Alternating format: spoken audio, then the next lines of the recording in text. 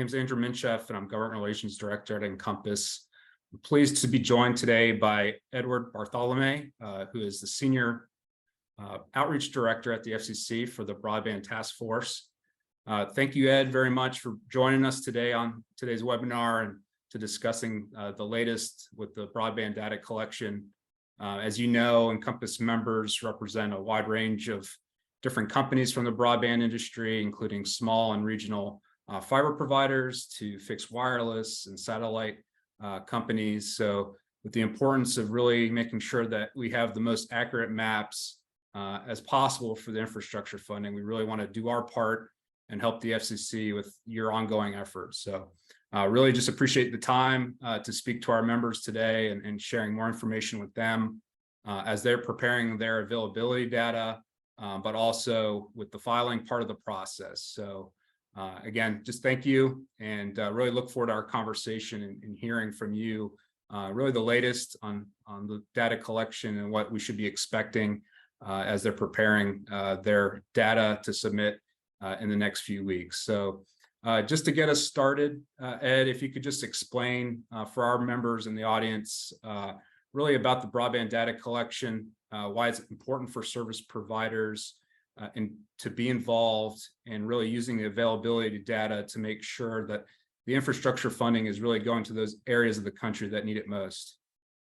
Yeah, and thank you, Andrew. Thanks for having me today. I appreciate the opportunity to share information about the National Broadband Map and the broadband data collection that underpins that map. So I think it's really important for folks to understand that the map is really comprised of two distinct sets of data. One is the underlying list of locations, which we call the fabric. And then the second is the overlay that we put on of provider reported availability data. And to the point of your question, without that provider reported availability data, we can't put those locations on the map, right? So it has to be joined up and then displayed as a unified set of data. And what this collection does is it gives us the most granular look, location by location, that we've ever had throughout the country of where broadband services are and are not. And I think importantly, are not is the factor that informs where funding dollars should be spent, right? So by providers participating in the collection, telling us the types of services they make available, where they make those services available, it helps policymakers, it helps state broadband leaders, it helps federal decision makers direct funding to areas where we know broadband service isn't currently available so that we can close that digital divide and get everyone connected. Yeah, that's fantastic. Thank you. And just can you speak to, I guess, the timeline and what providers should be expecting with their submissions, how often they take place? I know we have an upcoming deadline here in September, and if you could just really share kind of the information on when to expect those filing deadlines.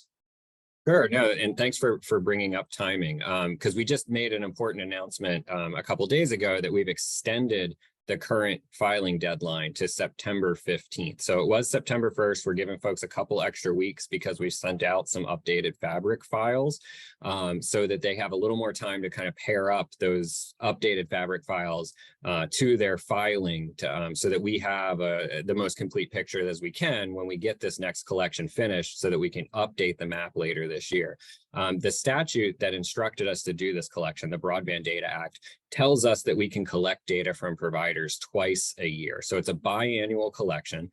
We do the first collection every year between January 1st roughly and March 1st. And that's collecting reported availability data as of December 31st for the previous year. The second window each year occurs between roughly July 1st and September 1st. Again, this year we've extended it to September 15th, but this is to collect availability data as of June 30th of 2023. A couple months after each collection window closes, we then publish that updated data and any locations we've added to the fabric onto the National Broadband Map so that the public can see where providers have reported and the locations where they can see what services are available for them. And for just our members who are really interested in and have to be a big part of this and filing, can you speak to the categories of providers that are required to submit their availability data as part of the collection? Yeah, so this is really a mass market collection, right? So we're looking for providers of broadband services that make those services available as a mass market offering, right? So if you are a middle mile provider, if you only have enterprise grade customers, you may not have an obligation to report that to us. But anybody who does make mass market service offerings broadly available should be reporting in the broadband data collection. If you have any questions, we're happy to talk through that with you to make sure you understand if you're in fact obligated to file or not. We have a lot of information for filers available at fcc.gov/broadband data. And then there's a For Filers tab on that page that really does a great run through of who should be reporting, and then leads you to a lot of other resources that you can use to help you do the reporting if in fact you do need to file. Yeah, and I was just going to add, I mean, with the resources, we do often share that with our members, and following this presentation, we will share that with them through an email, so to be on the lookout for that. From the technical standpoint, can you share a little bit more about the BDC system, how to use that, and any requirements or formats that they should be aware of when they're submitting their files? Sure. So providers who have an obligation to file have two pathways to do that filing. The first is a list of locations that they would give to us in a CSV file. And then the second is they have the ability to file polygons. We convert those polygons into a list of locations based on the sort of shape of the polygon and the locations that underlie it.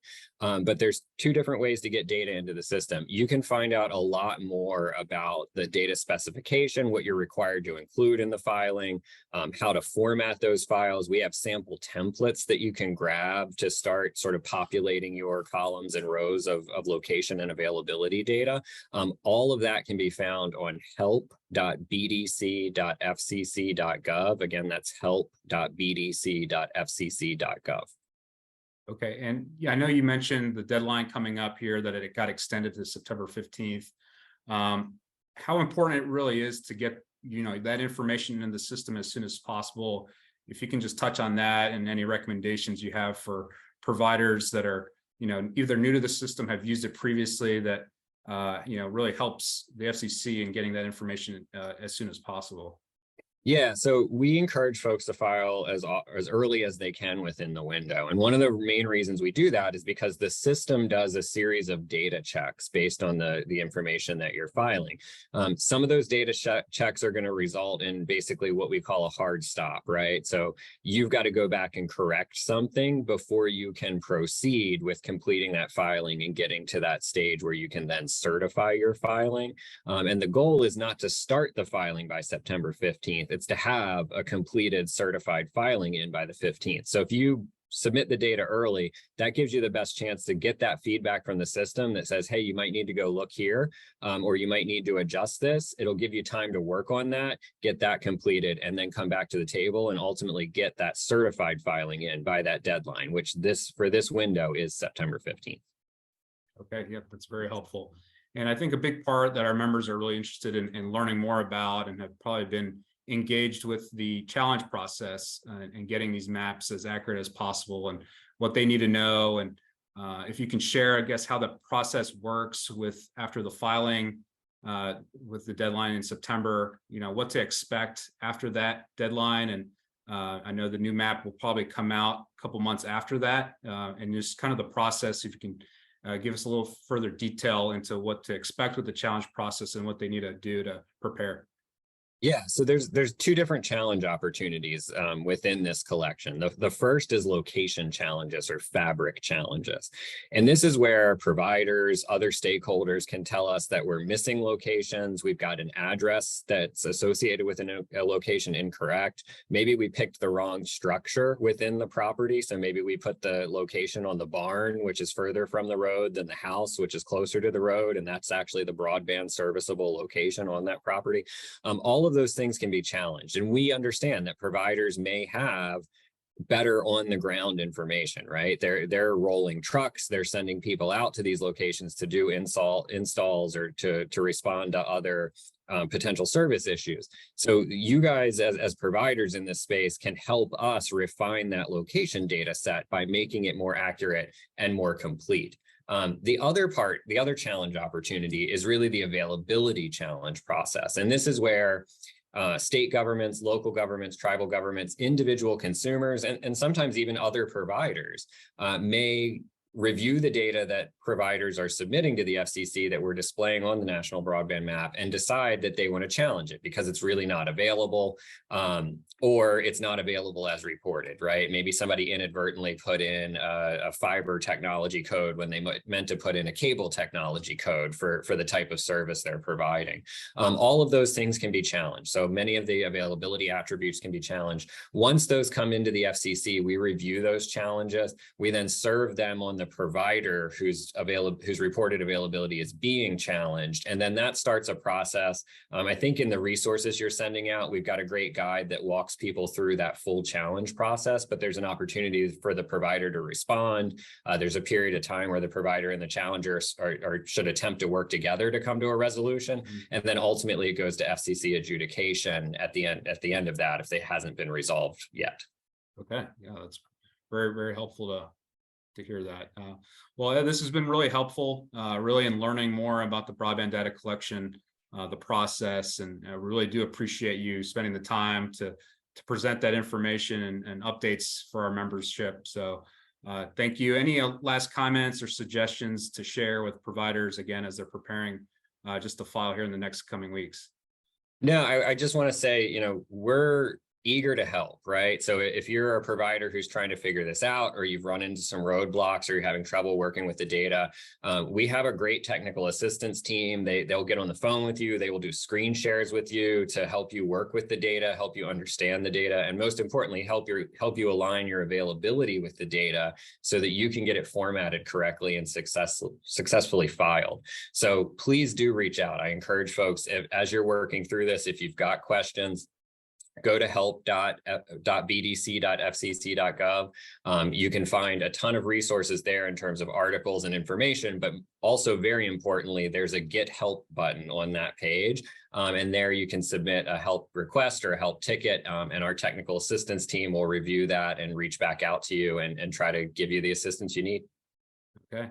Well, Ed, definitely look forward to continue working with you and your team there at the FCC on the effort. And if there are any opportunities for our membership to be of resource, please let us know. And just a reminder for those watching, following today's webinar, we do plan on sending a copy of the video that you can watch on demand, as well as on our INCOMPAS YouTube page. And we do plan on following up with an email shortly that has the different links and resources that Ed has kind of mentioned throughout today's webinar. So just to be on the lookout.